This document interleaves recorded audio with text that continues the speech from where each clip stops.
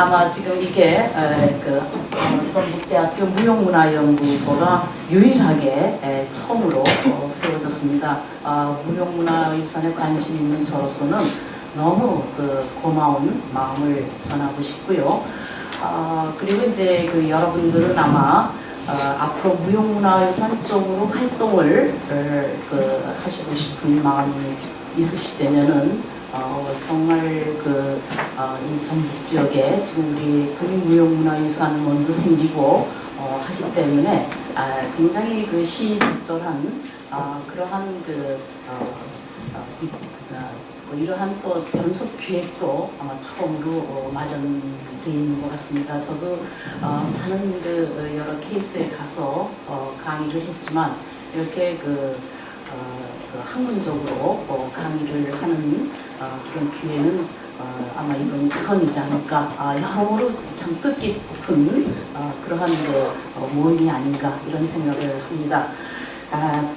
그래서 오늘 저는 여러분한테 지금 무형문화유산이 지금 어떠한 위치에 있는가, 그리고 특히 유네스코의 세계 무형문화유산 정책은 어떠한 것인가, 여기에 대해서 여러분과 함께 의견을 나눠가도록 하겠습니다.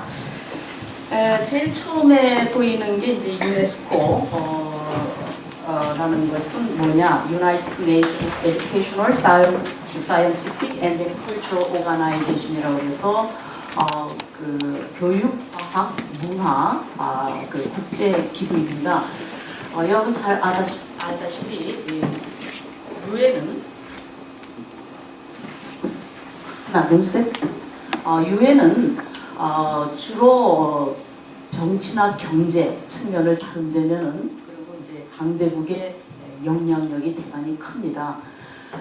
그렇지만은 교육과학 문화기구는 유네스코는 모든 나라가 투표권이 하나씩이에요. 인구가 많든 나라가 크든 강하든 물론 이제 강대국의 영향력은 있지만은 어쨌든 유엔처럼 안보리라든지 그런 강대국이 투표로 이렇게 영향력을 행사하는 것과 달리 겉으로는 모두가 다 평등하게 권리를 가지고 있는 그런 기구죠. 여기서 이제 많은 활동을 하고 있는데 우리는 이제 문화 분야이고 문화 분야에서 또 유네스코가 많은 활동을 합니다. 그런데 그 중에 이제 제일 잘 알려지고 하는 활동이 1972년에 세계 문화 및 자연유산 보호 협약, 소위 말해서 세계 문화유산 등재 작업을 시작합니다. 이제 애초에 이집트의 아부스님들이 물에 잠기니까 그거를 보호하기 위한 그런 노력을 하다가 이거는 모든 유산은 인류 공동의 유산이다. 같이 힘을 합쳐서 보호를 해야 되겠다 하는 그런 인식에 의해서 이 보호 협약이 됐고 등재 작업을 시작하다 보니까 이게 굉장히 인기를 얻게 되고 부수적으로 관광에 이제 영향을 끼치다 보니까 이제는 각 나라들이 세계의 유산에 등재되기 위한 많은 노력을 경쟁적으로 하고 있는. 그래서 한마디로 말해서 다른 여러 가지 프로그램보다도 이 세계유산 등재 작업이 굉장히 성공한 유네스코의 정책을 알리는 그런 역할을 그동안 해왔습니다. 그런데 여러분 알다시피 이거는 소위 말해서 역사적 유물 이런 거에 한한 거거든요. 그러니까는 피라미드라든지 우리의 석굴암이라든지 이런 그걸 저희는 이제 유형 문화유산이라고 부릅니다. 이러한 거 아니면 자연유산 이거지. 우리가 이제 관심 있는 소위 말해서 무형유산, 춤이라든지 노래라든지 의례라든지 이런 거는 이제 여기에 돼 있지가 않아요. 그래서 많은 회원국들이 이런 무형문화유산도 보호해야 되지 않겠느냐 이런 의견을 냈습니다. 그런데 그 유네스코도 이제 이거 보호하는 방안을 애를 쓰다가 1989년에 전통문화와 민속에 대한 보호장치에 대한 권고안을 내게 됩니다. 여기서 이제 그 유네스코 그 언어라는 게 있는데, 권고안이라는 거는 그야말로 이제 권고하는 거죠. 이렇게 좀 하도록 해라 하는 추천인데, 유네스코에서 이제 그 각 나라한테 뭐라고 그러냐면, 당신네 나라에 있는 그 민속 이러한 것을 목록도 작성하고, 소수민족과 원주민의 그 무형문화유산도 보호를 하고, CD도 만들고, 뭐 이런 식으로 좀 보호를 하라 하는 그런 그 권고안을 내게 됩니다. 그래서 그 많은 국가들이 이제 나름대로 노력을 하고 이러한 작업도 이제 했죠. 그렇지만은 이거는 뭐 공고사항이기 때문에 해두고만 안 해두고만 이렇게 되고, 사실 유네스코 쪽에서는 이 유형은 사실 그 참 보호하기가 쉬워요. 형체가 딱 있고, 예를 들어서 그 아테네에 있는 신전, 돌로 만든 신전을 어떻게 보호할 것인가, 그 테크닉을 그대로 또 석굴암에다 갖다 해도 상관이 없단 말이죠. 근데 무형문화유산은 소위 말해서 이제 그 과거에는 우리가 민속이라고 이름을 붙였는데, 포클로, 이거는 우선 굉장히 다양해요. 춤, 노래, 의례. 그럼 과연 이걸 어떻게 보호를 할 것인가? 이러한 그 방안이 그렇게 쉽게 떠오르지가 않는 거란 말이죠. 그래서 이제 유네스코에서도 이제 고민을 하고 있는데, 그 1993년에 유네스코 제 142차 회의, 우리가 이제 보면은 넘버 4, 1993년에 리빙 휴먼 트레저로, 이거는 뭐냐면은 그 우리나라에 그 유네스코 대사가 있습니다. 그 당시에 박상식 대사라는 분이 계셨는데, 그분이 이제 유네스코에다가 소개를 했어요. 한국에 인간문화재 제도라는 게 있다. 그러니까 이 인간문화재 제도는 뭐냐면은 급속하게 사라져가는 전통문화를 보호하기 위해서 한국은 인간문화재를 지정하고, 그 사람이 그 분야를 계속 후학들한테 가르치면서 전승을 하는 그러한 제도다 하고, 이제 한국의 그 무형문화유산 제도를 소개를 했어요. 근데 이제 우리가 한국이 1962년부터 무형문화 보호 제도를 하면서 그 사람들을 보유자라는 말을 법적으로는 쓰지만 일반적으로는 우리가 인간문화재라는 말을 썼어요.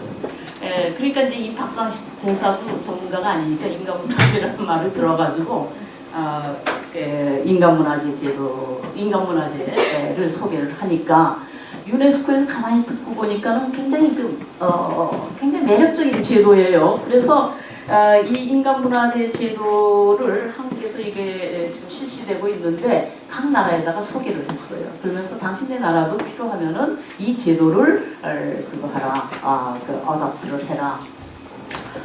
그런데 이 인간문화재, 그러니까는 우리가 이걸 영어로 지금 리빙 휴먼 트레저라고 번역을 해요. 그러니까 영어를 한국말로 번역한 게 아니라 한국말을 영어로 이제 번역한, 한국어로서 처음으로 한마디로 그 외국어가 된 그러한 그 지적 재산, 나는 이걸 지적 재산 수출이라고 그렇게 얘기를 합니다.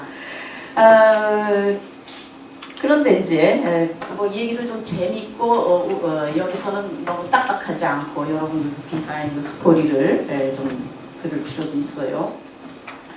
이제 이 박상식 대사를 제가 만나봤어요. 만나서 도대체 어떻게 해서 인간문화재 제도를 다 소개를 하게 됐고 이러냐. 이분이 외무 대사지만 굉장히 아주 굉장히 학자라고 볼 수 있는 그런 그 스타일인데, 자기가 이제 92년 2월부터 94년까지 이제 유네스코 한국 대사로 있는데, 보니까는 한국의 그 무형문화 아니 무형문화는 뭐 고사하고 세계유산으로 등재된 게 하나도 없더라고요. 그래서 세계유산센터를 찾아가가지고 항의를 했다는 거죠. 한국에도 석굴하고 얼마나 훌륭한 그 예술품이 많은데 하나도 지정이 안 됐느냐. 그러니까 그 직원이 참 한심하다는 듯이 이 박상식 대사를 보면서 아니 그 대학에 입학을 하려고 입학원서를 내야 입학이 되지 않겠느냐. 한국은 도대체 후보작을 내지를 않았다. 그러니까 제출을 안 했다 이런 얘기죠. 그런데 어떻게 우리가 해주느냐. 그래서 이제 이 양반이 그때 이제 문화부겠죠.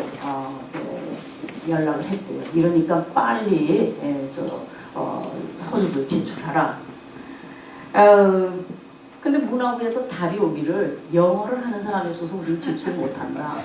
이게 1990, 그러니까 우리가 얼마나 지금 세계화가 빨리 됐느냐. 그런 그 감을 여러분이 느꼈던 거짓말 같은, 뭐 이분이 거짓말 사람은 아니란 말이죠. 그래서 내가 번역을 해서 할 테니까 빨리 제출해라 해서 처음으로 우리 등재된 게 1995년이죠. 이분 덕분이에요. 뭐 무형문화유산뿐만 아니라 세계유산도 이분이 그래도 빨리 그걸 하자 뭐 이런 식으로 해서 어쨌든 그리고 이제 리빙 휴먼 트레저 한국 분들도 그러는데 이게 일본의 인간 국보의 개념이 유네스코에 간 게 아니냐. 그거는 아니에요.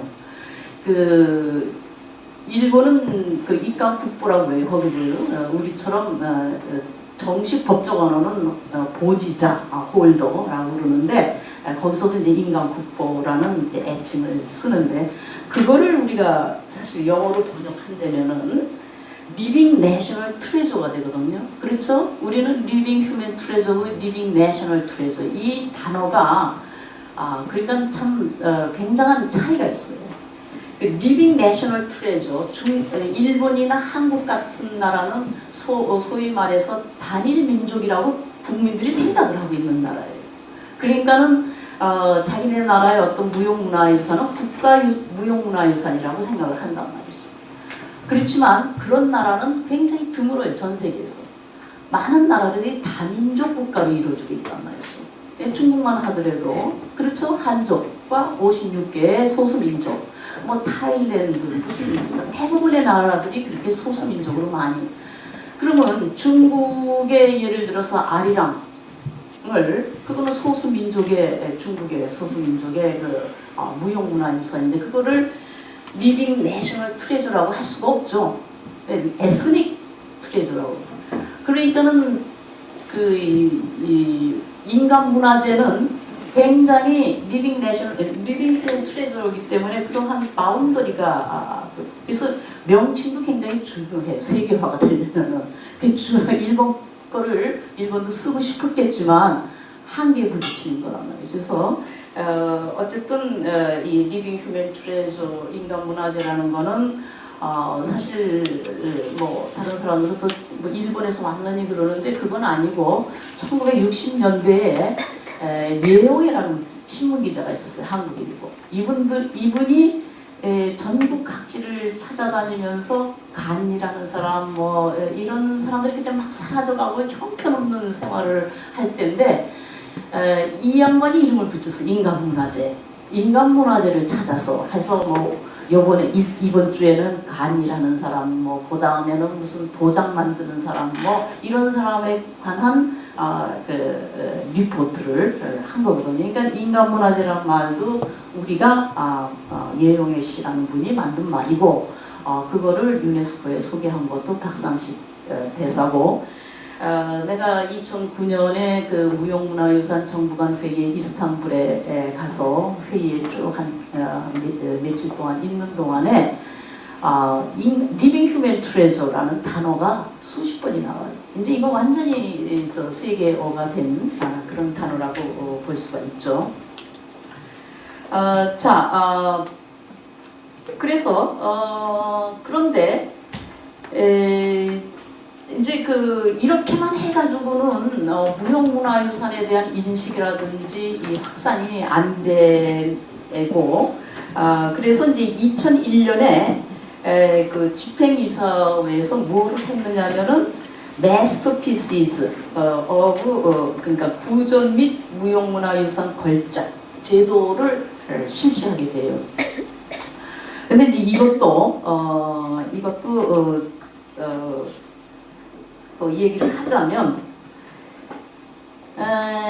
이게 그 당시 내가 이 유네스코 한국 이제 1998년에 IMF가 터지면서 대사가 비용이 많이 든다 해서 대사 제도를 없앴어요. 그래서 공사가 이제 그 유네스코의 공사가 있는데 그때 내가 이제 한참 활동할 때 그때 이 공사가 유정희 씨라고 그랬는데 그 양반을 내가 이제 인터뷰를 하는데 이 양반은 자기는 모르고 그냥 얘기를 하는데 사실은 자기가 그때 서기관이니까 이럴 때죠. 1900년대인데 후반인데 하루는 그 중동 지역의 사람들이 회원국들이 모여서 앞으로 우리가 이런 프로그램을 하자. Masterpieces of Oral Heritage of Humanity. 인간은 구전 걸작을 자기네들은 이제 이 등재 작업을 시작하겠다 하는 거를 유네스코 집행부에다가 이제 제출을 했는데 그럼 왜 중동이라든지 이런 데서는 오랄 헤리테지를 중요시 여기냐?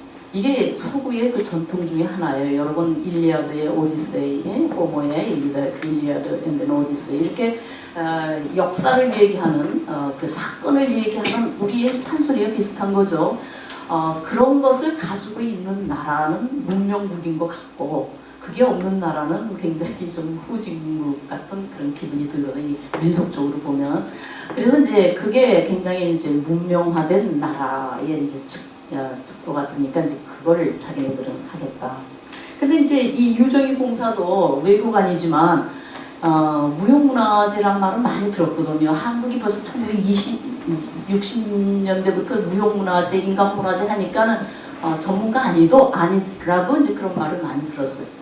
그래서 이 양반이 가만히 보니까 오랄만 해가지고는 안 될 것 같단 말이죠. 그래서 유네스코에다가 그 회의 중에 프로포즈를 냈다고 그래요.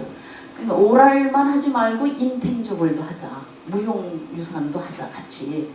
그래서 그게 채택이 됐다는 거예요. 그러니까는 하여튼 이 유네스코 정책에 한국의 그 여러 비전문가지만 외교관들이 많은 활약을 한 거예요. 그래서 그 masterpieces 여러분 알다시피 of the oral and intangible heritage of humanity라는 프로그램이 생기게 된 거예요. 그런데 이제 여기부터 이제 제가 이제 관여를 하게 됐는데 하루는 1999년에 뭐 나는 그 당시에 유네스코가 있는 줄은 알았지만 나하고 무슨 관련이 있으리라고 생각도 안 했는데 하루는 유네스코 사무총장으로부터 편지가 왔어요. 우리가 지금 그 마스터피시스 이 프로그램을 하려고 그러는데 이거를 심사할 국제심사위원으로 이제 당신을 부탁드리고 싶다. 그러니까 참가해 줄 수 있느냐, 찬성할 허락해 줄 수 있느냐. 나는 이제 그때 개인적으로 나는 민속학에 굉장히 관심이 많기 때문에 얼른 뭔지도 모르고 사실 하겠다 하고 편지를 보냈어요.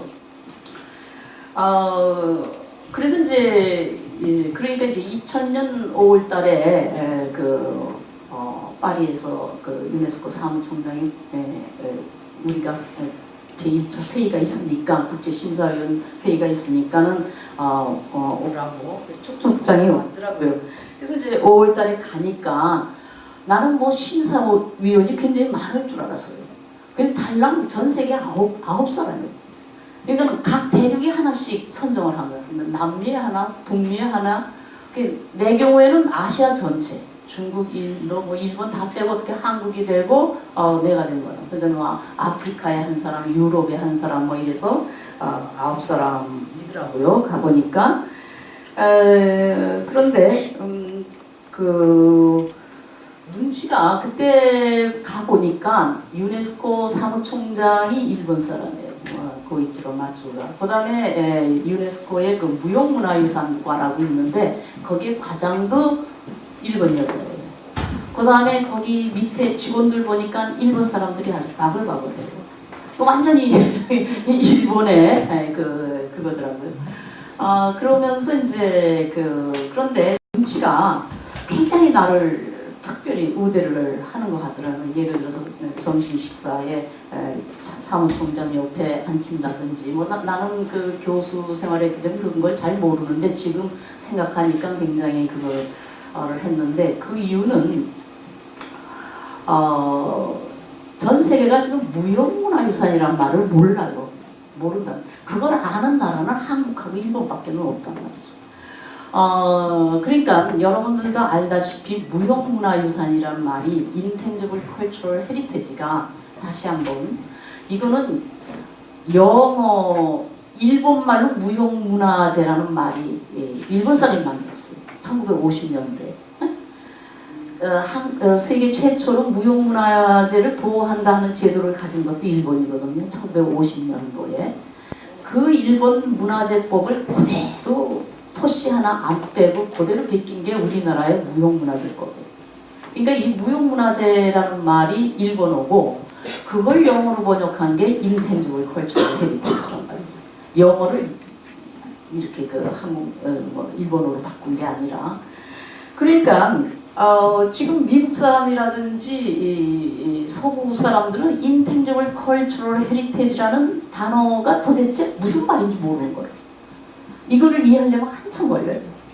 그래서 우리가 2004년에 아이콘 대회 때, 세계박물관 대회 때, 회의를 할 때, 불란스 사람 학자가 굉장히 항의를 대단히 한 적이 있어요.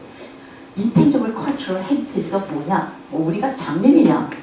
Living Human Treasure, Living Heritage라고 그러면 될 텐데, 뭐 이런 식으로 이 단어 자체. 그러니까는 내기는 굉장히 일본이 외로워요. 자기의 개념을 서구에다가 전 세계에다 하려는데 그거를 유일하게 서포트할 수 있는 나라가 한국이란 말이죠. 그러니까는 내가 보니까 얼른 감이 가더라고요. 그래서 이거는 완전히 서구 대 비서구의 그 대결 구도고 여기에 이제 우리가 손을 잡아야 되겠구나. 뭐 이런 생각을 했어요. 그래서 이제 그리고 이제 오전 중에는 그렇게 회의를 하고 식사를 하고 나서 오후에는 전 세계 그 유네스코 대사들을 파리의 그 본부에 굉장히 큰 방이 있어요. 거기서 이제 오라고 해가지고 이 프로그램을 설명을 하는 거예요. 그러니까 이제 사무총장 뭐 다 앉고 9명의 심사위원들 다 앉히고 그 유네스코 각국의 대사들 다 하면서 앞으로 우리가 이 마스터피스 프로그램을 앞으로 실시할 테니까 각국 그 대사님들은 각 나라한테다가 연락을 해서 우리가 타임 스케줄이 내년 5월 달에 선정을 할 거다. 그러니까는 12월까지는 후보작을 제출하도록 해라. 그리고 여기에 대해서 이제 설명도 하고 질문도 받고, 이 뭐 대사들이 참 말이 많은 사람들이니까 질문이 많아요. 내가 이제 기억하는 것 중에 하나는 어느 나라 대사가 우리는 인구가 몇 억이나 되는데 2년에 한 점이거든요. 2년마다 하나씩 하나고, 어떤 나라는 몇천 명인데도 하나면 이건 너무 unfair하다. 뭐 그렇지만은 유네스코는 아까도 얘기한 것처럼 한 나라당 하나의 국가 베이스로 가기 때문에 하여튼 그렇게 하기로 했고, 그러고 나서 이제 그 유네스코 사무총장이 심사위원들 보고 한마디씩 하라고 그래요. 그런데 또 제일 먼저 또 날 시키더라고요. 왜 갑자기 할 말이 없는데 나는 그냥 한국 경험을 얘기를 했어요. 한국은 1960년대 산업화 도시화 서구화로 인해서 전통 생활이 굉장히 급속히 사라져가게 되고, 이 무형문화유산이 전통생활하고 밀접하게 관련이 있는데 그것들이 막 사라져가게 되니까 한국 정부가 이 사라져가는 문화유산을 보호하기 위해서 그 인간문화재 제도를 실시해서 지금 한 40여 년이 됐다. 그래서 많은 사라져갈 그 문화를 보호하는 그런 경험을 가지고 있다. 근데 국제회의 가서 언제든지 자기 자랑만 하면 안 돼요. 사실 또 단점도 있고. 그래서 이런 좋은 점도 있지만 또 하나 문제점이 있다. 뭐냐면은 그 문화 권력의 문제다. 이 지정된 것은 굉장히 살아남지만 민속 속성상 지정되지 않은 여러 가지 버전이 있는데 그런 것들은 사라져가고 하나의 버전만 남는 그런 또 부작용도 있다.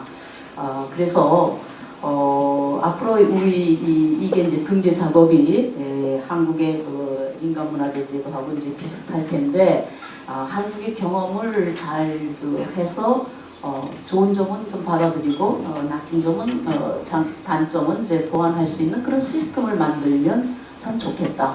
뭐 이런 근데 이거는 한국 민속학자는 상식적인 얘기예요. 맨날 그냥 민속학교에 가면 뭐 무형문화 제도의 문제점 하는 게 바로 그거거든요. 그러니까 뭐 특별히 생각할 것도 없이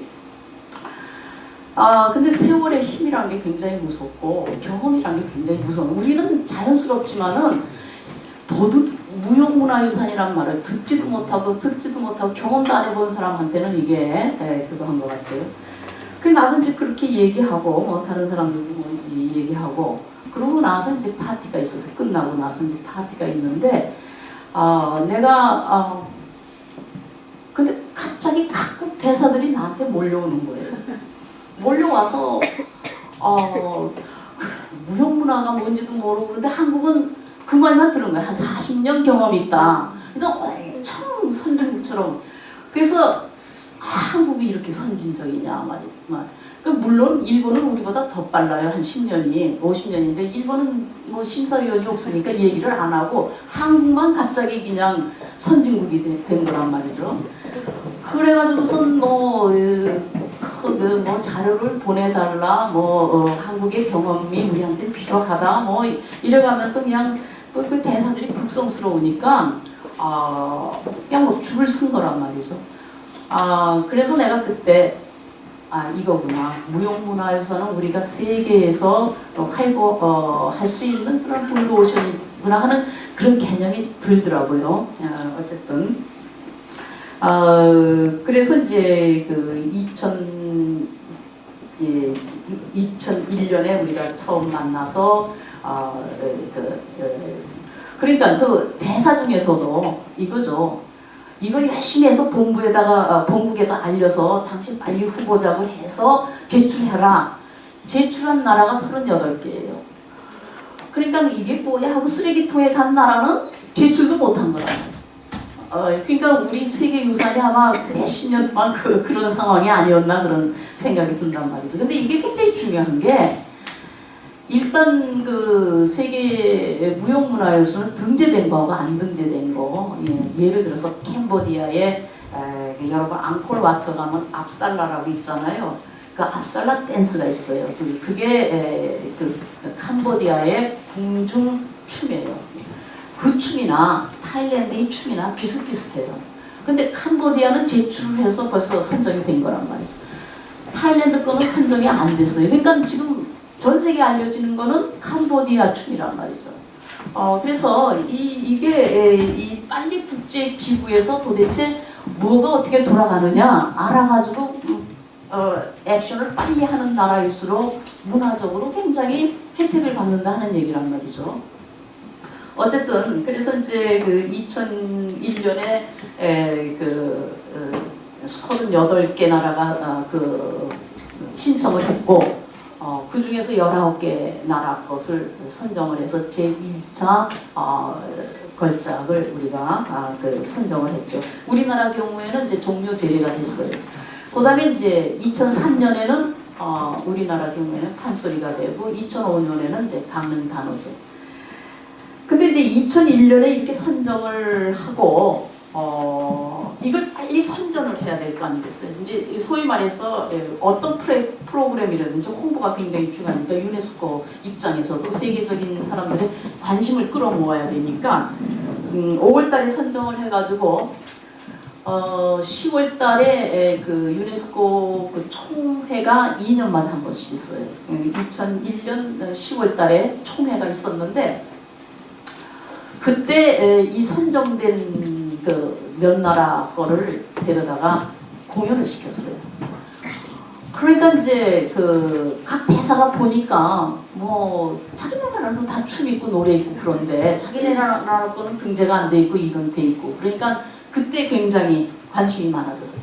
그래서 이제 2차 때부터는 이제 치열하게 이제 맨 처음에는 뭐 관심도 없다가 이제 2003년도쯤 되니까 우리나라도 마찬가지예요. 내가 그동안 유네스코에 갔다 오는지 뭐 종료 제대가 됐는지 우리나라도 별로 관심이 없다가 이제 점점 관심이 있어서 2003년에 우리가 판소리를 이제 후보작으로 냈을 때는 특히 전주 뭐 또 이 광주 순천 소위 말해서 자기네가 각자 판소리의 고향이라고 하는 데서 굉장히 서포트가 있었고 관심도 많아지고 그랬어요. 그게 점점 이제 치열해지기 시작하는 거란 말이에요. 이제 소위 말해서 문화 전쟁이 시작되는 거죠. 그래서 이제 2005년에 우리가 이제 강릉 단오자가 될 때는 중국하고 그냥 대단한 싸움을 벌이다시피 이렇게 되잖아요. 그래서 하여튼 내가 볼 때는 이것도 굉장히 성공한 작품 중에 하나란 말이죠.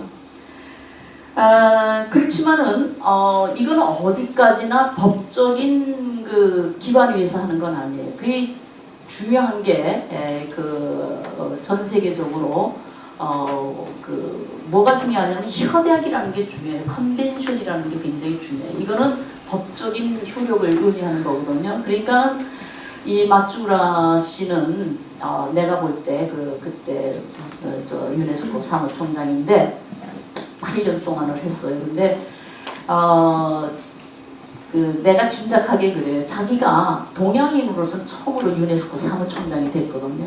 그러니까는 내가 유네스코 사무총장으로서 과연 뭘 가지고 공헌을 할 것인가? 누구든지 잠이 되면 그렇게 생각을 하는 거죠. 그래서 이제 이 무형문화유산을 협업까지는 해놔야 되겠다 하는 얘기. 협약이 안 되면 이게 흐지부지 되니까. 그래서 아주 굉장히 했고 그것을 서포트하기 위해서 일본의 기업과 정부도 돈을 엄청 냈어요. 그래서 예를 들어서 뭐 나처럼 심사위원들 다 항공료라든지 이런 게 다 일본의 그 마쭈라 위한 일본의 그 자금이라고 생각을 해요. 그래서 우리도 좀 세계적인 그런 그 임무를 하려면 좀 경제적인 서포트를 해줘요. 우리 광기문 씨가 얼마나 많이 하는지 모르겠어요. 왜냐면 활동을 하려면은 그런 그 비용이 필요하니까. 그래서 아주 이러한 그 구전 그래서 이제 굉장히 세계적으로 이런 무형문화유산의 이 등재 작업이 굉장히 필요하다 하는 인식이 그냥 아주 굉장히 확산이 되고 그래서 2003년에 세계 무형문화유산 협약이 통과가 됐어요. 통과가 됐단 말이죠. 그러니까 이제는 뭐 공고도 아니고 무슨 뭐 프로그램도 아니고 이제는 완전히 그러니까 유네스코가 지금 그 문화 쪽으로 굉장히 그 많은 프로그램을 하고 있지만 협약을 가진 거는 단 7개밖에 없어요. 왜냐면 굉장히 그 많은 국가들이 서로 이해관계가 갈리거든요. 왜냐면 일단 협약이 되면은 예산이 들어가요. 돈 있는 나라는 더 내놔야 되고 뭐 이런 식으로. 그러니까는 굉장히 민감할 수밖에는 없어요. 협약에 대해서. 자, 그래서 그다음 보면은 7번 무형문화유산의 정의 및 범위. 그래서 이제 그 무형문화유산 협약에 이 범위가 나와요. 무형문화유산이라 하면 공동체, 집단 및 개인들이 그럼 여러분들 이거는 공부 많이 해서 알죠?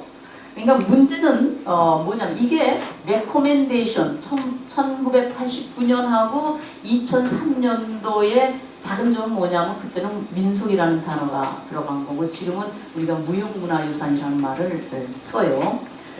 그다음에 또 한 가지는 이 협약에서 얘기하는 무형문화유산이라 하는 거는 한 공동체 안에서 세대에서 세대로 수백 년간 변해서 재창조되어서 내려온 살아있는 문화다 하는 얘기란 말이죠.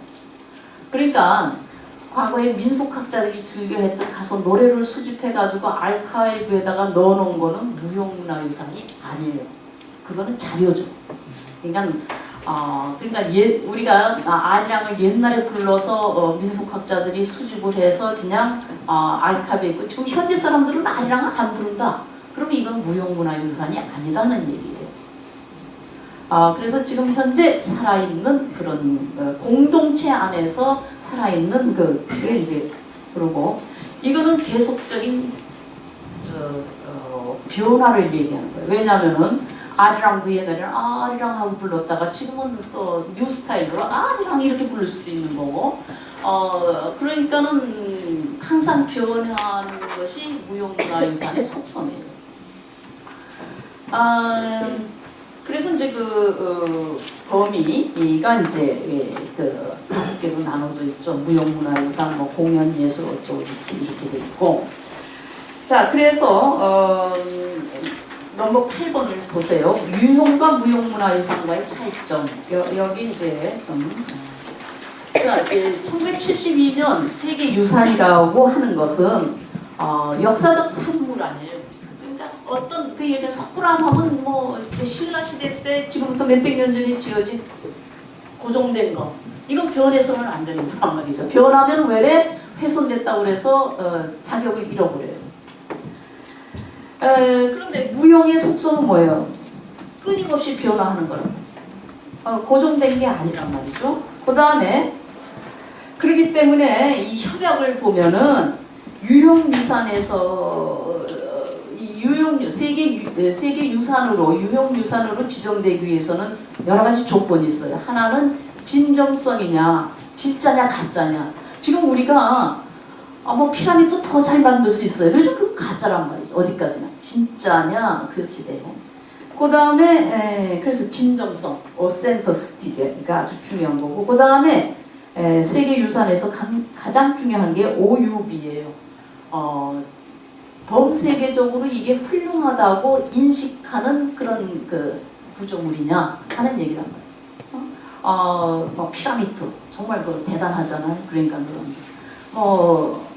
우리 뭐 어디에 조그만 뭐 돌멩이 아니 그냥 돌에 그런 거 이거는 좀 세계유산 되기가 좀 힘들다 뭐 이런 얘기죠. 이거는 뭘 가져오느냐 하면은 우리가 그러다 보니까 1972년에 세계유산으로 지정된 것들이 어디가 많아요? 유럽이 압도적으로 많아요. 1980년대까지만 하더라도 80% 이상이 유럽에 집중돼 있어요. 아프리카 몇 개 없어요. 아시아 패시픽 패시픽 거기에는 거의 없어요. 그러니까 어떻게 보면 문화의 불평등이고 이 세계유산이 많이 등재될수록 문명국이다 하는 뭐 그런 얘기는 안 하지만 그런 인식이란 말이죠. 그러니까 세계유산이 많지 않은 나라는 상대적으로 타자화시키는 내가 볼 때는 서구 중심적인 그러한 정책이에요. 이게 세계유산 정책이. 부작용이 이제 바로 그거죠. 이제 그런 걸 인식해가지고 이제 1990년도 이후에는 비서구 국가들의 여러 가지 뭐 더 다른 기준을 더 넓혀가지고 이제 지정하기 시작해서 그래도 지금 현재도 55% 이상이 지금 그 서구에 집중돼 있단 말이죠. 그래서 어떻게 보면 세계유산 유형 쪽의 그 정책은 경쟁적이고 굉장히 위계적이고 이러한 그 문화 정책이라고 부를 수가 있어요. 그런 반면에 무형유산은 진정성을 우리가 가리기가 굉장히 어느 게 진짜냐 하는 얘기를 할 수가 없어요. 계속적으로 변해 내려오는 건데 어떤 한 20년 전께 진짜다. 그러니까 이거는 한국의 무형문화재 제도하고는 굉장히 다른 거예요. 우리는 뭐냐? 우리는 예를 들어서 탈춤이다 할 경우에 그 1960년대에 지정됐잖아요. 지정된 그 모습 그대로를 그 후세한테 가르치라 이런 얘기예요. 변화를 인정을 안 해요. 그 당시에 이제 문화재위원들이 어떻게 생각을 했느냐면은 당신 탈춤은 누구한테 배웠냐? 우리 아버지한테 배웠다. 아버지는 할아버지한테 배웠다. 그래서 이렇게 가서 한 100년 전의 모습일 것이다 하는. 그래서 이제 100년에 이제 우리가 지금 무형문화재 지정할 때도 얼마나 오래됐느냐, 계보가 있느냐. 그리고 이제 그 당시 지정된 거는 그걸 배웠기 때문에 후세도 그대로 해야 가치가 있다. 원형의 개념이란 말이죠. 그런데 이 유네스코 협약하고는 굉장히 다른 개념을 갖고 있어요. 이제 이거를 또 어떻게 해결할 것이냐. 뭐 유네스코가 하니까 우린 따라가야 된다. 그렇게만 해야 할 것이냐. 이거는 이제 한국 학자들이라든지 우리 상황에서 또 다른 이제 고민거리예요. 뭐 한국 학자들 중에는 유네스코가 그러니까 우리가 틀렸다. 문화에는 틀리고 맞는 게 없어요. 우리가 굉장히 주체적으로 생각을 해요. 뭐 국수적으로 생각할 건 아니지만 문화라는 게 각자 포지션이 있어요. 자기의 상황이 있단 말이죠. 거기에 가장 최선의 방법이 뭐냐 하는 거란 말이죠. 그래서 무형문화유산은 지금 그 유형처럼 경쟁적이고 위계적인 세계유산이 많이 등재된 나라가 문명국이고 그렇지 않은 나라는 뭐 그렇지 않다 하는 그런 거를 우리가 불식시킬 수 있는 그런 분야예요. 그리고 우리가 강조해야 될 거는 어떤 한 공동체의 무형문화유산이라는 거는 그 공동체한테서는 굉장히 중요한 거예요.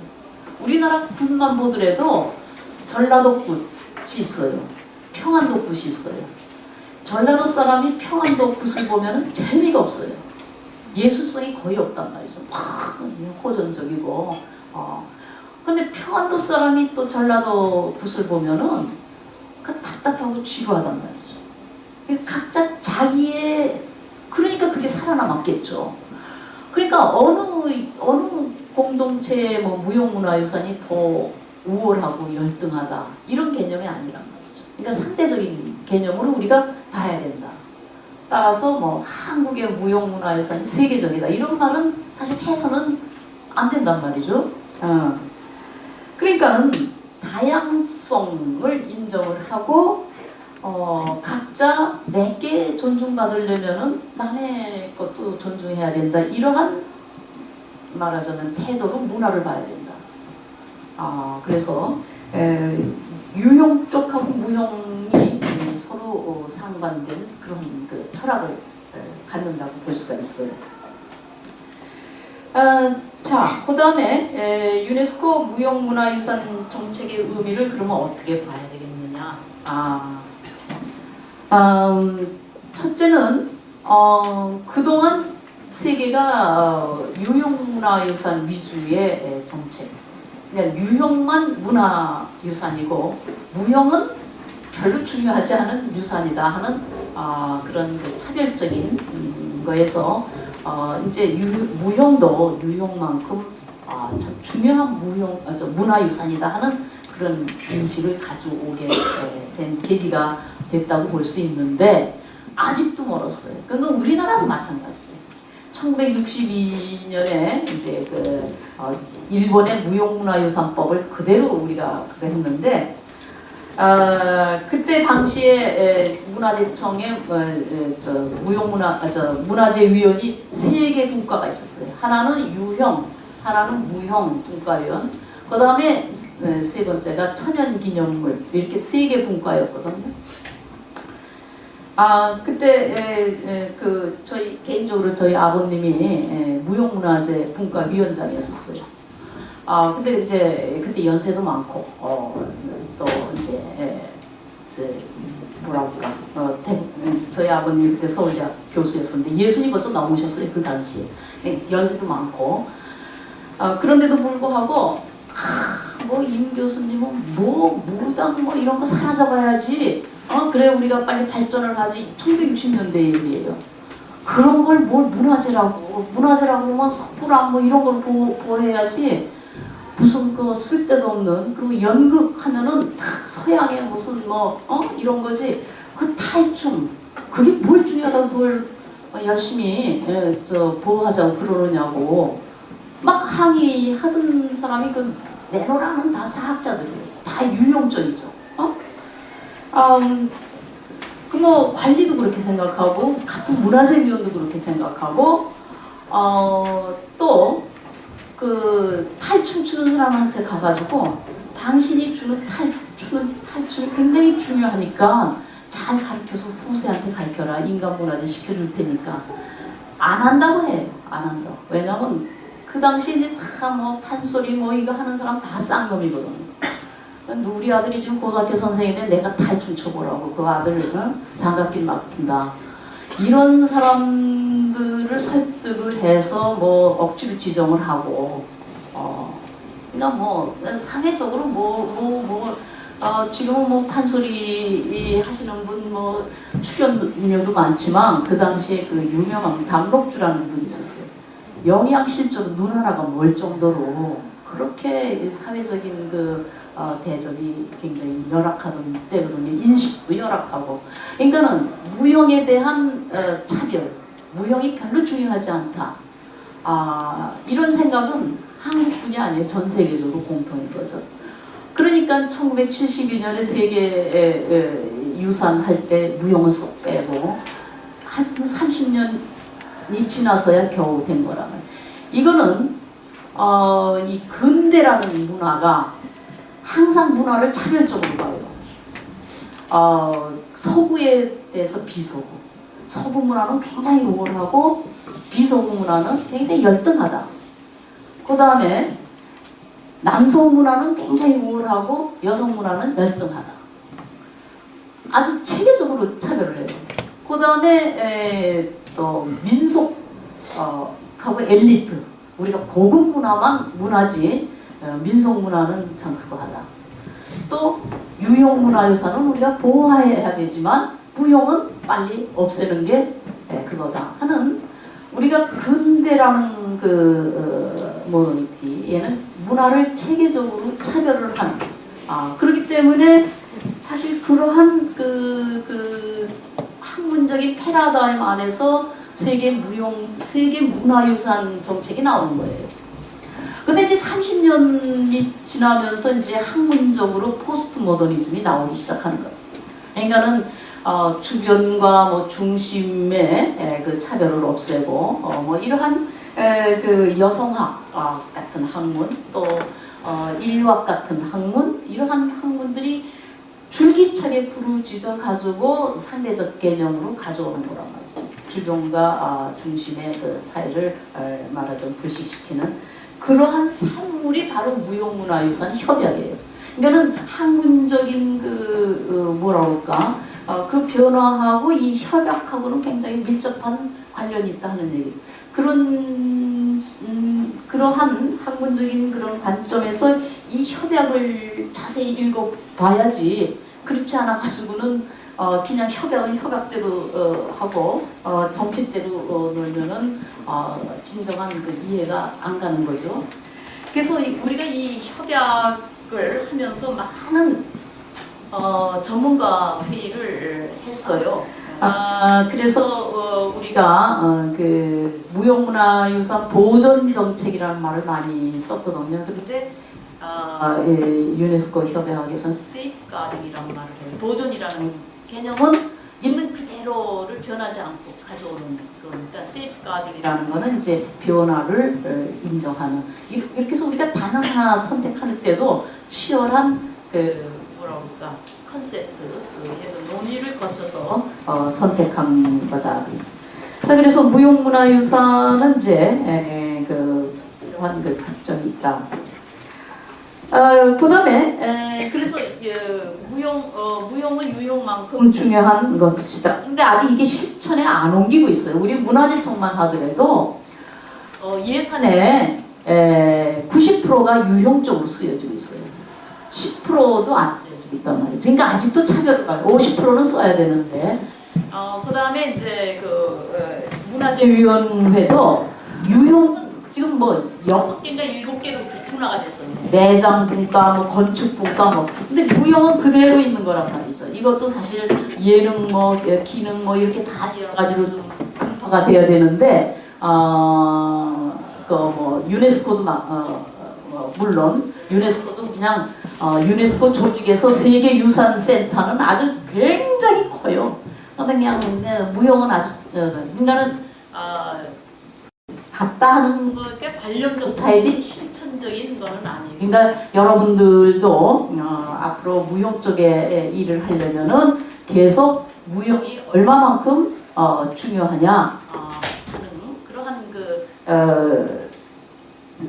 그 주장을 계속 해야 될 거예요.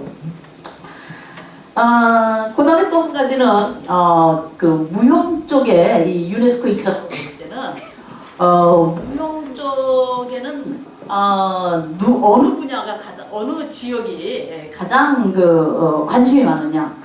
아시아 태평양 지역이에요. 말만 아시아 태평양이지 사실 아시아 중에서 누구냐? 한국, 중국, 일본이 난리란 말이죠. 왜냐? 서구는 관심이 없으니까 일단은 이해를 잘 못하고 그리고 반대를 했어요. 아주 서구 맞주라시도 아주 골치가 아팠다고 서구가 얼마나 사보타지를 하는지 그게 뭐가 무용이 무슨 그걸 감히 세계유산하고 비교를 해서 뭘 하겠다고 아주 그냥 뜨악해가지고 내가 맨 처음에 심사위원 할 때 보니까는 불란서, 영국, 뭐 독일 이렇게 그냥 유용적으로 바글바글한 나라들이 하나도 신청도 안 했어요. 지금은 그 세 나라만 바글바글해요. 다른 그 서구 쪽은 별로 관심이 없어요. 그래서 그 헤게모니로 보면은 유용 쪽은 서구가 잡고 있고 우리는 그냥 따라만 가는 거예요. 무용 쪽은 이제 완전히 그 아시아 세 나라가 이제 잡고 있다. 그런데 이제 그 다음에 한국은 세계 무형문화유산 중심지다. 내가 이렇게 감히 얘기할 수 있는 거는 뭐 여러분 알다시피 인간문화재 제도 같은 것도 우리가 그거 하고 그 다음에 이제 아이콤이라고 세계 박물관 대회라는 데에서 박물관이라는 게 유형 중심의 기구죠. 그래서 이제 한 번도 이게 4년마다 한 번씩 학회가 있는데 세계 그러니까 말하자면 올림픽 같은 거예요. 그 학문 세계에 뭐 박물관 얼마나 코가 높아요. 뭐 루블 박물관 관장하면은 그냥 코가 높은데 유럽 안에서만 그 아이콤이라는 게 이제 세계 박물관 협회인데 회의를 하면은 학회를 하면 꼭 거기서만 해요. 다른 데 갈 필요가 없다 이런 얘기죠. 그런데 이제 처음으로 동양에서 우리나라에서 2004년에 했어요. 그 주제가 뭐겠어요? 박물관과 무형문화유산. 그래서 이제 한국이 된 거예요. 그러니까 전 세계가 이제 한국이 무형문화유산의 중심국이다 하는 건데 이거를 끌어온 사람이 김용모라는 전통대학 한양대 교수였고 전통대학 이 양반이 고고학자거든요. 자기는 어려서부터가 아니라 아마 약단 때부터 아이콤을 끌어오겠다 하는 그런 야망을 가지고 있었는데 이제 꾸준히 노력했겠죠. 그런데 두 가지 주제를 한국으로 끌어오려면 두 가지가 있다. 하나는 DMZ 하고 하나는 무형문화유산. 그래야 뭐 특별하니까 가져오는 거지. 근데 이제 DMZ는 보편성이 없잖아요. DMZ 같은 거를 가지고 있는 나라가 없잖아요. 그러니까는 설득하기가 힘들고 무형문화유산은 어느 나라가 있기 때문에 그렇다. 그래서 무형문화유산으로 했더니 그러면 한국으로 하자. 이렇게 된 거예요. 물론 이제 굉장한 노력이 있었죠. 내가 지금도 짐작하는데 기억하는데 한국이 아이콤을 끌어오니까 그 무형문화 유네스코 무형문화유산 과장이 노리코 아이카와신데 나가 아주 굉장히 친하게 됐어요. 뭐 너무 화가 나가지고 아니 한국이 어떻게 그 하려면 일본에서 해야 되는데 한국에 끌어와가지고 너무 화가 나고 쇼크하고 또 우리 그때 이제 아이콘 회의 때 그때 노무현 대통령 부인이 왔었거든요. 그래가지고 하도 그냥 이 양반이 사실 사무총장 대리로 와가지고 하는데 여러 가지를 좀 그게 있었어요. 이 양반도 기분 안 좋고 이제 주최 측도 그래가지고 중간에서 그 말리를 하고 참 애를 먹었는데 굉장히 심사가 안 좋은 거예요. 일본 입장으로 보면은. 그래서 어쨌든 세계에서 아이콤이 한국에서 처음으로 했다는 거는 하나의 세계가 우리가 무형문화유산의 굉장히 중요한 나라다 하는 것을 인정한 거고, 그 아까도 얘기한 것처럼 나는 이때 내가 이제 그 기조연설을 부탁을 받았어요. 박물관과 무형문화유산. 그 고민을 많이 했는데 이 기회에 그냥 한국의 무형문화유산 제도나 열심히 선전하자 하고 하여튼 아까도 얘기한 것처럼 한국은 이래서 이러한 그 장점과 단점이 있으니까 지금 막 시작하는 유네스코는 한국의 이 경험을 잘 해라 뭐 이런 식으로 기조연설을 했어요. 아까도 얘기한 것처럼 문화차별 얘기를 하면서 지금 겨우 30년 후에 이 무형문화유산 협약도 되고 뭐 이런 얘기도 해가면서 그랬는데 이게 다행히 굉장히 그거 해서 7개국 언어로 지금 번역이 됐다고 해서 한국의 그 무형문화유산 제도가 문제가 많지만 어쨌든 이런 제도를 또 가진 나라도 별로 없거든요. 그러니까는 자, 그 다음에 11번에 가서 유네스코 아태 무형문화유산센터 설립. 근데 내가 이제 이게 블루오션이구나 이런 생각을 했어요. 무형문화유산이 2000년도에 처음 가서 그래서 이 유네스코 그냥 해서는 안 되고 무슨 기구 같은 거를 유네스코 기구 나는 세계 무형문화센터를 유치를 하겠다 뭐 이런 생각을 했어요. 그랬더니 유네스코 자체의 기구가 유네스코가 모든 게 6개 지역으로 나눠서 움직여요. 뭐 남미, 뭐 아시아, 패시픽, 뭐 유럽 뭐 이런 식으로. 그래서 유치를 해도 아시아, 패시픽 한 지역에 소위 말해서 카테고리 2 센터라는 게 있어요. 아주 유네스코가 복잡한데 그게 기구가 있더라고요. 그래서 이제 그거를 유치하자. 왜냐면 그런 조직이 있어야 어떻든 활동을 할 수가 있으니까. 우리가 암만 선진국이면 뭐예요? 무슨 활동을 해야 선진국이지. 그런데 뭐 아시다시피 뭐 무형문화유산도 모르고 뭐 관심도 없고 그래서 그러니까 무슨 녹음된 테이프처럼 어딜 가나 유형은 서구가 헤게모니를 잡고 무형은 우리가 잡을 수가 있다. 뭐 그러니까는 하여튼 이 기구를 유치해야 되겠다. 뭐 이런 식으로 했는데 어쨌든 이게 뭐 신문이나 텔레비전 나갈 때마다 얘기를 했는데 2005년에 부총리가 유네스코 총회가 있으면 부총리가 단장이 돼가지고 가요. 그 부총리도 뭐 유네스코 가서 뭐 별 할 말이 별로 없잖아요. 그러니까 이제 무형적은 우리가 좀 앞서니까 무형센터를 유치하겠다고 가서 선언을 했어요. 그러면 그래서 이제 그래가지고 2008년에 이제 우리가 추진단이 생기고 유네스코에다가 제안서를 우리가 센터를 설치하는 그 계획안을 이제 냈어요. 2009년 2월달에 이제 타당성 조사가 왔거든요. 노리코 아이카와가 왔어요.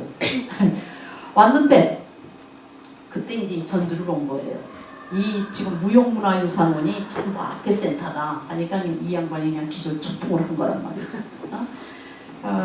그래서 이 양반은 아직도 이게 아트센터가 전체 다 쓰는 줄 알아요. 전번에 국제회의가 만든 그 잘 되고 있는 년에 잘 되고 있다고.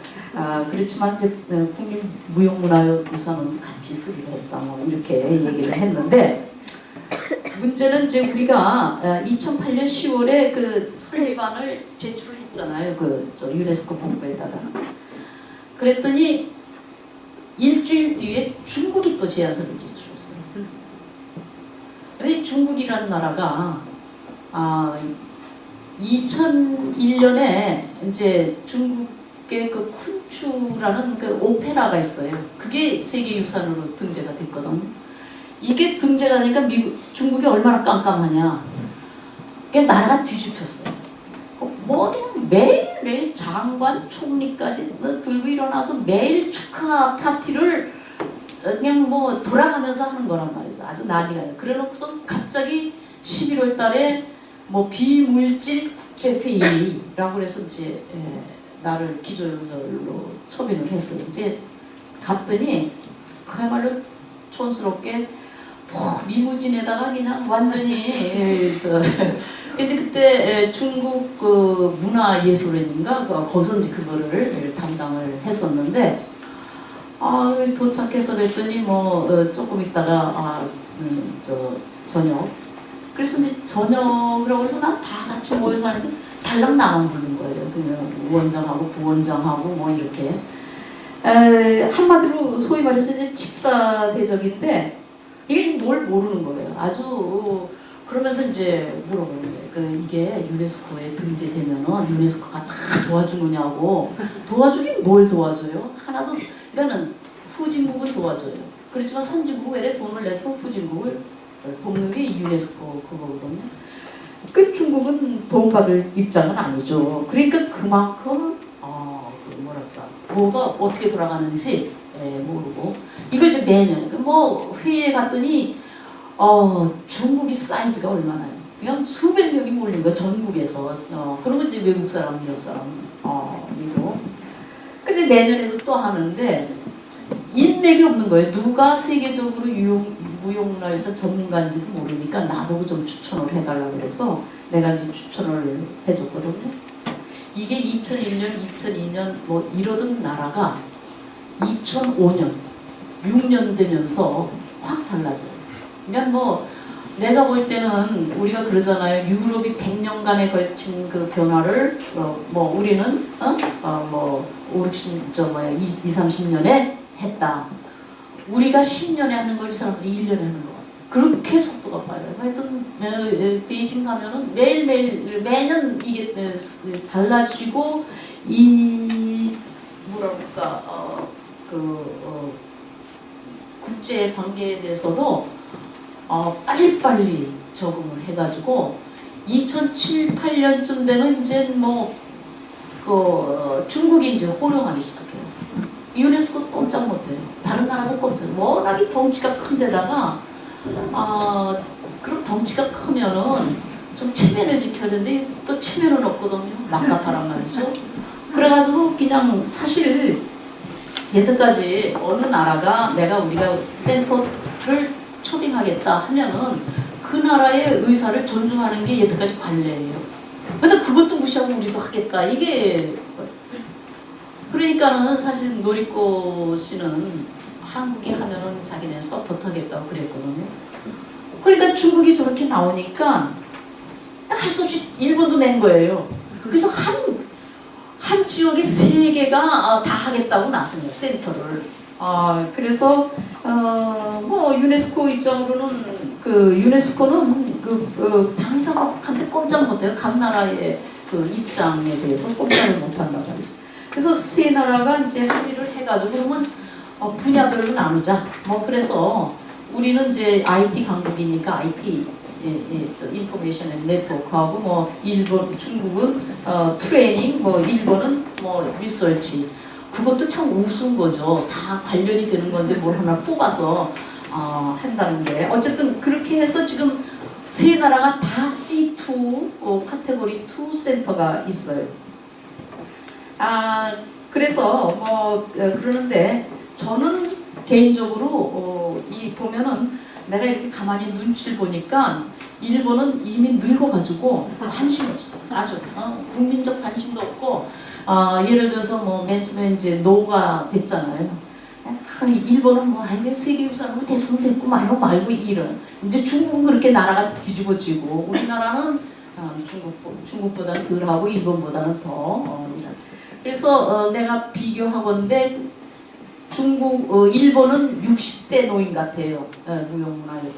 우리는 중국은 20대. 굉장히 관심도 많고. 그리고 중국은 앞으로 왜냐면 자기네 나라 것만 해도 전 세계의 무형문화유산에 거의 다 차지할 정도고 또 무형문화유산의 질이 굉장히 좋아요. 왜냐면 아직 산업화 이런 게 안 됐기 때문에 우리는 그저 다 그냥 사라져가고 겨우 끝을 하는데 거기는 그냥 쌩쌩이 살아있는 거란 말이에요. 그러니까는 무형문화유산이 사실 자료적인 측면으로 보면 아주 강국이죠. 근데 사실 이거 보호하고 뭐하고 하는 폴리시적인 측면에서는 경험이 없어요. 의욕은 많지만.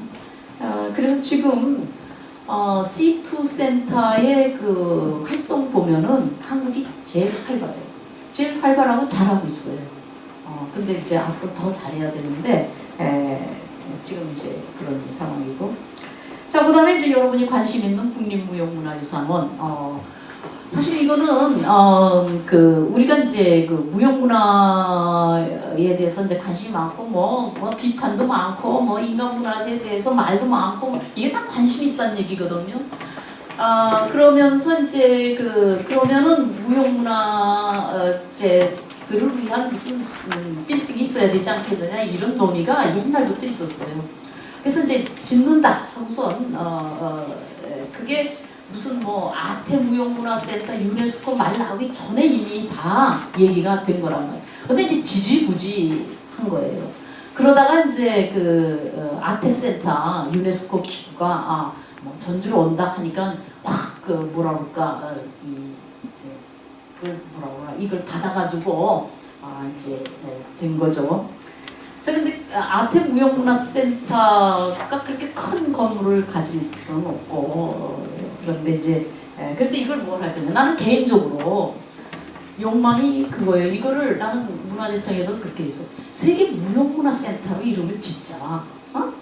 아니 그 유네스코 기구는 아니더라도 우리가 그 선진국이라고 그런 데면은 자꾸만 무슨 활동을 해야지. 그 한국 것만 가지고 해서는 무슨 리더라고 할 수 있느냐. 그러니까 세계 무형문화센터를 다 다루자.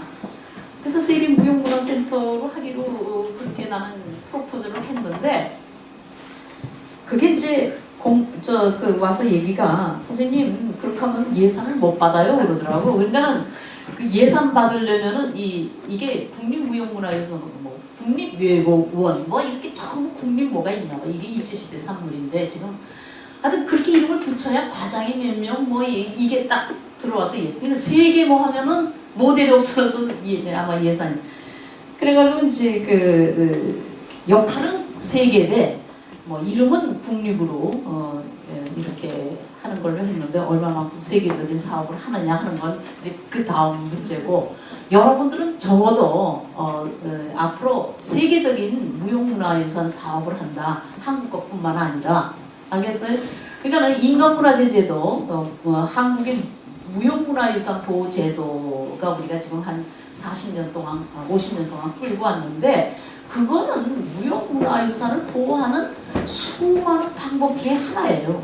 우리가 얼마든지 많이 개발을 할 수가 있는 거란 말이죠. 그래서 무형문화유산 분야의 전문 인력은 엄청나게 필요해요. 엄청나게. 왜냐하면은 우리가 의뢰 같은 거 보호하는 방법은 노래 보호하는 방법은 또 달라요. 그렇잖아요? 굉장히 다르단 말이죠. 그러니까 그 유효적인 그런 거 보면 굉장히 테크닉하고 간단할 수가 있어요. 그리고 또 한국의 의뢰를 보호하는 방법이 반드시 캄보디아의 의뢰를 보호하는 방법을 그대로 갖다 쓸 수 있느냐? 그건 또 아니란 말이죠. 그렇기 때문에 여러분들의 머리가 굉장히 필요한 분야가 이 분야다 하는 얘기란 말이죠.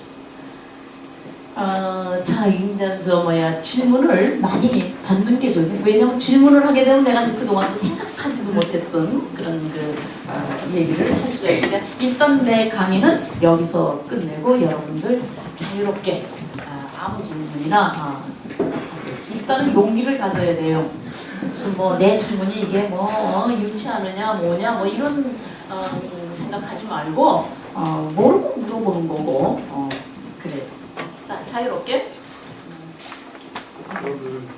네. 박순철 교수님이 서두르셨는데 아니 그냥 네, 목소리가 크시니까.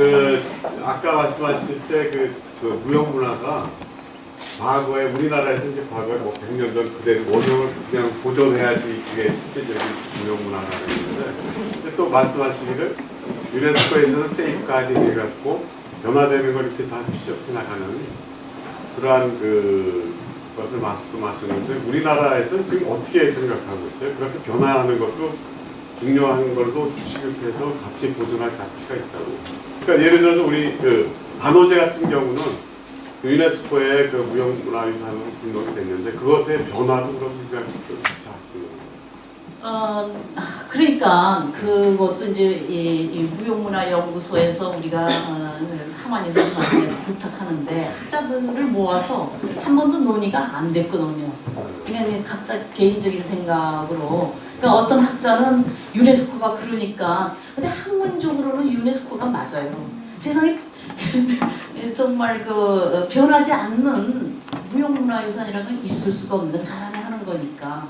그리고 또 그게 또 어떻게 보면 마땅할는지도 몰라요.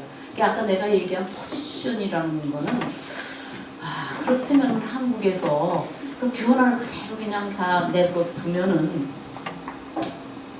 그러면은 블루진을 입고 탄춤을 추느냐, 그거를 할 것이냐. 일단 원형을 지켜라 해도 변하는데, 왜냐하면 문제는 우리 지금 문화가 옛날 게 사라지는 거는 전 세계적인 현상이에요. 서구도 예를 들어서 발라드라는 노래가 있어요. 영국에서 한 번 부르려면 한 3시간, 4시간 걸리는 거. 이건 사라져 갔거든요. 미국이나 영국에서 그러면 당연하지 않느냐. 그 대신 세계 오지 않느냐. 새로운 게. 사라져가는 것도 자기 거고 이제 새로 또 만드는 것도 자기 거고, 그래서 그게 또 세계적으로 퍼지는 거니까 그쪽은 그런 포지션이니까 느긋하겠지만, 우리 입장으로 봤을 때는 우리는 비소국 국가에서 판소리 내버려 두자, 그대로 자연스럽게. 그러면 사라져가는 건 우리 거고 새로 들어오는 거는 서양 것일 경우가 많단 말이죠. 그러니까 인위적으로 라도 판소리를 하고, 그럴 바에는 우리의 모습이다 하고 변하지 않게 유지해라 하는 것도 나름대로의, 나는 이런 얘기를 학자들끼리 좀 해야 된다. 고민을 해야 돼요. 그게 제가 볼 때는 우리 학문에서 얘기하는 포지션이라는 그런 개념에서의 이제 디스커션이 좀 이루어져야 된다. 그러니까 학자에 따라서는 유네스코가 그러니까 따라야 된다. 유네스코가 그런다고 해서 따를 필요도 없어요.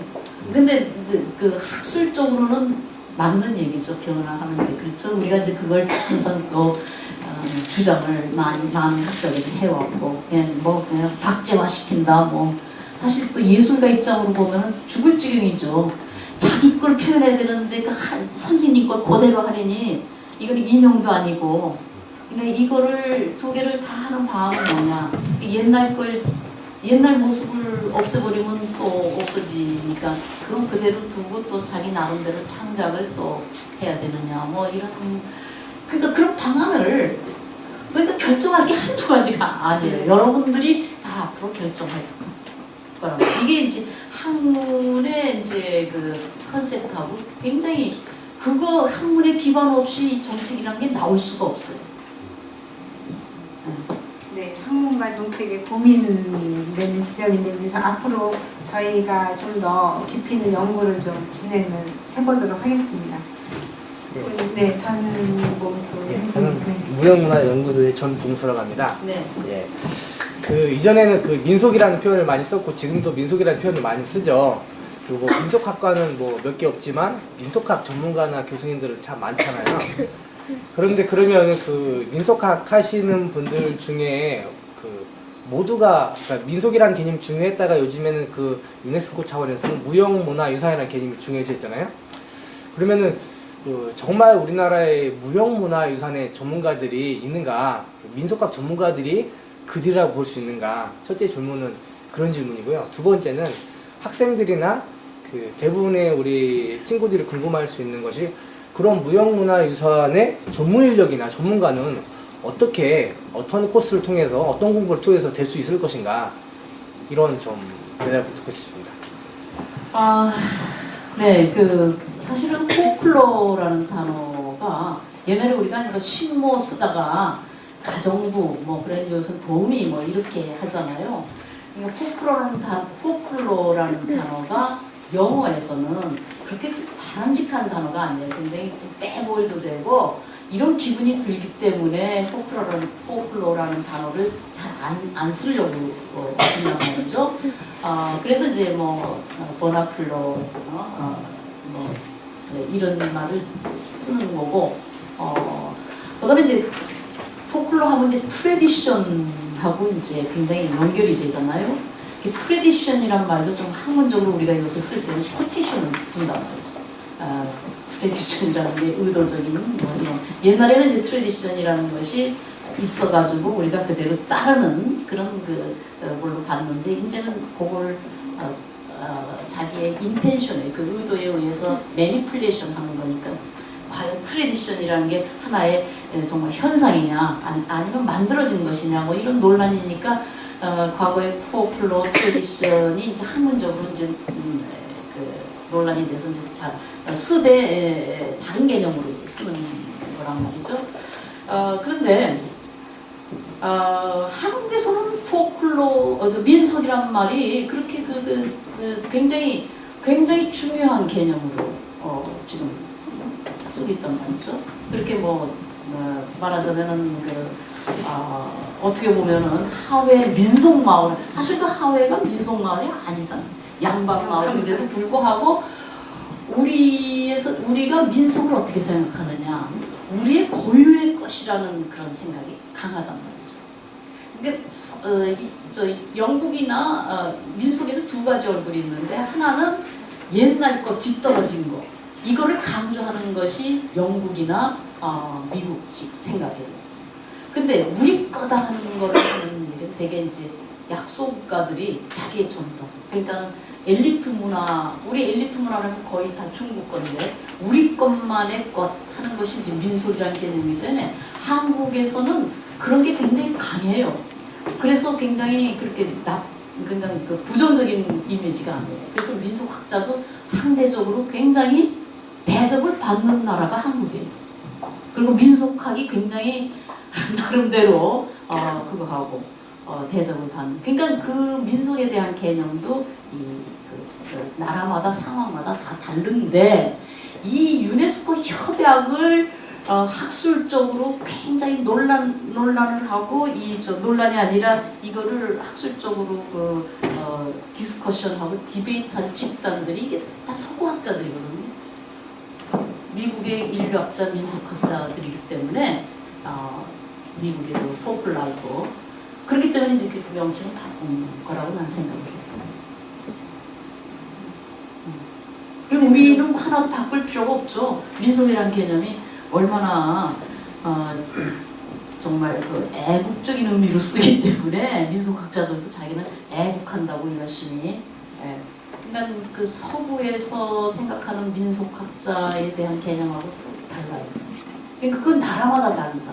그러니까 어느 나라가 어떤 위치에 있느냐 하는 거는 굉장히 소프트하고 각자 찾아내야 되는 거예요. 이런 거를 이렇게 각자 다른, 요번에 우리가 기지시의 이제 그 줄다리기를 이제 여러 나라하고 다국적 공동 등재를 하는 것 때문에 모인 적이 있는데 줄다리기 간단한 것 같죠? 그런데 줄다리기에 대한 개념들이 굉장히 다르고 그 줄다리기가 처한 상황도 다르고 우리는 예를 들어서 기지시에서는 줄다리기가 굉장히 중요해요. 그리고 굉장히 큰 규모로 하고 있고. 근데 캄보디아에서는 한쪽에 30명씩 그렇게 우리는 몇만 명이 동원이 되는데, 그러니까 캄보디아에서 별로 우리 공기치기처럼 별로 중요한 게 아니라 그걸 왜 유네스코에 등재하려고 이러한 것들을 앞으로 어떻게 우리가 정말 디율해야 되느냐 하는 게 다, 그러니까 산 넘어 산이에요. 아주 그냥 나는 그게 좋아요. 그 유네스코의 무형문화유산은 앞으로 할 일이 한두 끝도 없을 것 같아요. 근데 이 문화라는 게 아이덴티티거든요. 굉장히 중요해요. 이걸 어떻게 다루냐. 잘못 다루다가 서로 상처만 입을 수도 있는 거고, 그러니까 우리가 많은 그 인력이 필요하고 많은 공부가 필요하다.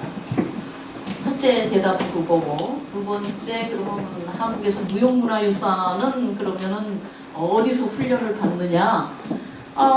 내가 볼 때는 민속학과에서 훈련 받는 것도 한 가지 방법이고, 인류학 분야에서도 근데 이제 인류학 분야에서는 대부분 이제 다른 자기가 태어난 것보다는 다른 지역을 연구하는데 어쨌든 이 많은 이 유산 협약의 그 컨셉트가 인류학의 아주 학문적인 그것과 굉장히 맞닿아 있어요. 그러니까는 그 민속학, 인류학 이런 분야에서 그 훈련을 받고 그다음에 이제 그 관심이 다르잖아요. 우리는 무형문화유산에 관심이 있기 때문에 이렇게 무형문화연구소 같은 데서 이런 훈련을 받는 거죠. 지금은 무형문화유산 학과가 세워지기 전에는 네. 그래서 그 외국에서는 무형문화유산 인텐지블 컬처럴 헤리테이지 디파트먼트도 생기고 있어요. 그러니까 나 애초에 과를 하나 세우라고 그랬는데 연구소 세웠으니까 이제 과를 또 나갈 때 필요가 있으면 그렇게 나가요.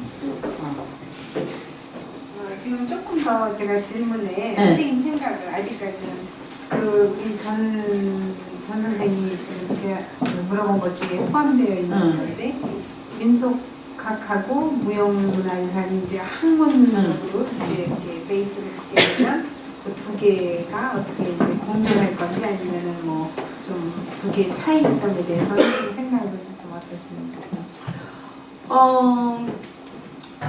그래요. 학문에 경계가 없기도 하지만 또 경계가 있기도 하거든요. 그러니까 가장 무형문화유산하고 밀접한 관련을 갖는 게 내가 볼 때는 인류학하고 민속학 분야라고 생각을 하고, 근데 인류학, 민속, 여러분 저 학사 같은 거 보면 디스플린의 그 모든 질문이 있잖아요. 그거하고 또 무형문화유산의 질문하고는 또 다르단 말이죠.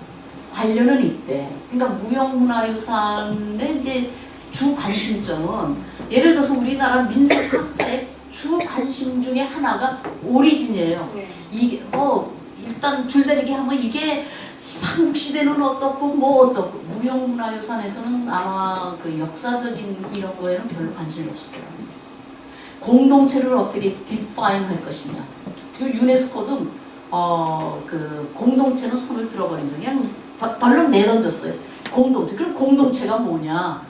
국가가 공동체냐? 아니면은 기지시에 줄다리기 했을 때는 기지시가 공동체죠. 그건 확실한데, 그래서 우리가 아리랑을 넣을 때도 아주 고민을 해서 전국이 공동체다. 그러니까 꼭 갈팡질팡, 우리만 갈팡질팡하는 게 아니에요. 다들 누가 대답을 해주느냐? 여러분들이 앞으로 디파인을 해야 된다. 그러니까는 내 얘기는 인류학하고 민속학하고 이 무형문화유산이 서로 겹쳐지지만 무형문화유산의 고유한 질문이 따로 있어요. 그게 많아졌을 때는 과를 세워야죠. 네. 제가 질문 하나만. 네. 지금 이제 저희가 얘기하는 거가 이제 유산에서만 이제 자꾸 그 뷰로만 보고 있는데, 실질적으로 이제 아까 말씀하실 때 우리가 그 센터를 가져오는 것을 이제 굉장한 역할을 하시고 그러셨는데, 이제 일본서는 리서치에 관심이 있고, 뭐 중국에는 또 뭐 다른 거에 관심이 있고, 우리나라는 정보에 관심이 있다고 하시는데, 정보센터의 역할을 해야 되는데, 실질적으로 우리 무형문화연구센터에 응. 가 해야 할 일이 유네스코에서 어떻게 바라보고 있는 거예요? 정도라는 글쎄요. 그러니까는 이 셋으로 나눈 것도 그러니까는 일본은 그런 리서치 뭘 하느냐, 뭘 하는지 모르겠어요. 이제 중국은 또 트레이닝. 사실 전번에도 그 사무총장님하고 이 양반도 고민이에요. 그럼 우리가 IT하고 네트워크인데 그럼 뭘 할 거냐, 어떻게 할 것이냐. 그게 내가 밤낮 선생님한테 그런 거란 말이죠. 전문가, 양쪽 전문가, 무형문화유산 전문가하고 IT 전문가를 모아서 타스크포스를 해서 하시오 한다고 그래요. 그럼 우리도 지금 안 하고 있는 셈이죠. 그러니까 무슨 정보를 어떤 식으로 어떻게 올릴 것이냐. 사실 도와주셔야 돼요. 박순철 선생님. 박순철 선생님. 네. 어떤 정보를 우선권이 뭔가. 네. 지금 다들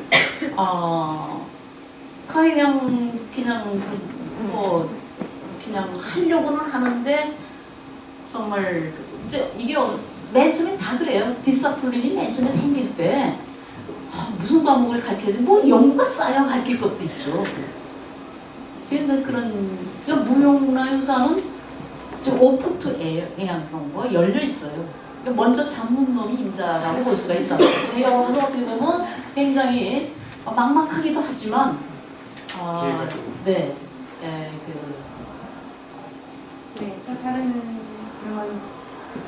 네, 저 이창환. 전북대학교 대학원생 이창환인데요. 오랜 보면서 주로 말씀하신 게 무형문화유산 정책이 그동안 변화 과정을 이제 쭉 살펴봤는데요. 그러면서 그 언어가 바뀌는 거에 따라서 그 정책이 어떤 것이 반영되는가 보았는데요. 그 가장 많이 지금도 많이 논의되고 있기는 할 것 같은데요. 93년에 그 인간문화재 그 리빙 휴먼 트레저 했을 때 그 용어가 좀 애매한 것 같아요. 왜냐하면 그 무형문화유산을 인간문화재라고 하냐, 인간문화유산이라고 하냐, 그 언어에 따라서 언어만 달라져도 금이 완전 달라지는데, 물론 이제 학자들마다 연구하는 분들마다 이제 의견도 있긴 한데 정립이 확실히 안 된 건 사실이고, 거기에 대해서 인도인이 교수님의 생각을 좀 듣고 싶습니다. 뭐 인간문화재에 대해서 그게 공식적인 법적인 용어는 이제 뭐 보유자잖아요. 근데 이 보유자 되시는 분들이 인간문화재라는 단어를 참 좋아해요. 자기네는 그거 쓰고 싶어가지고 그런데 또 문화재청에서는 또 쓰지 말라고, 법적인 용어가 아니라고 그냥 비공식 언어로 쓰고. 그래서 나는 나의 입장은 뭐냐, 내가 옳다는 얘기는 아니고, 유네스코에서도 이미 이게 우리나라 언어가 세계화가 된 거고, 우리가 안 써주면 누가 써주겠어요. 그리고 보유자들이 좋아하는데 써주지 뭐 아니라고 그냥 못 쓰게 하고 그러고 뭐 있느냐, 그게 난 내 입장이거든요. 근데 이제 영어로 리빙 휴먼 트레저도 아주 이상한 단어예요. 단어인데 쓰는 거죠. 뭐 그렇게 누구 눈치 볼 거 없어요 지금. 우리가 최고니까.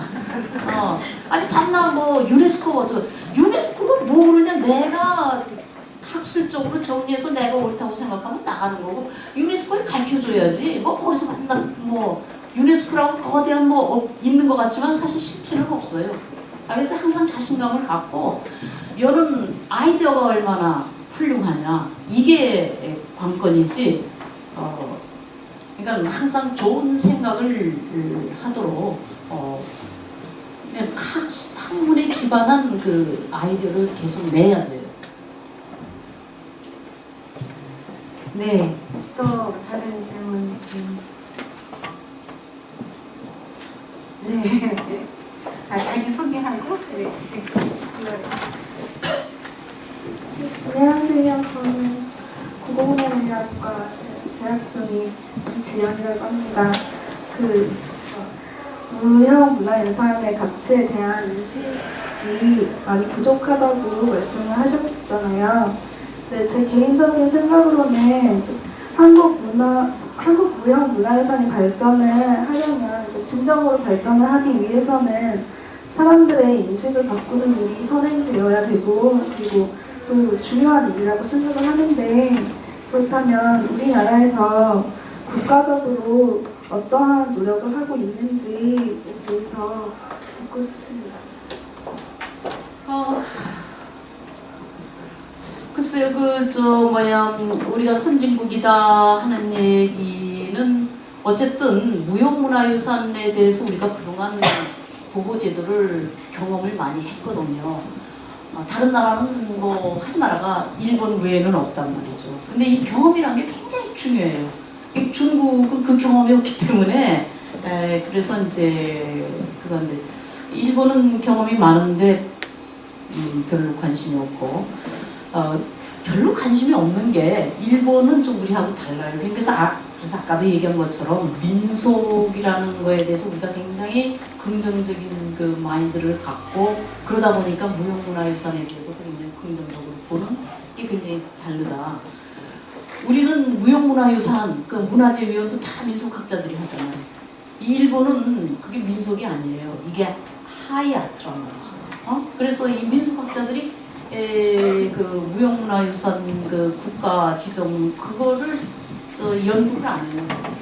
자기네 그 연구 분야가 아니란 말이죠. 그러니까 각 나라마다 이렇게 다르고 그런 게 이제 이런 거하고 이제 연관이 되고.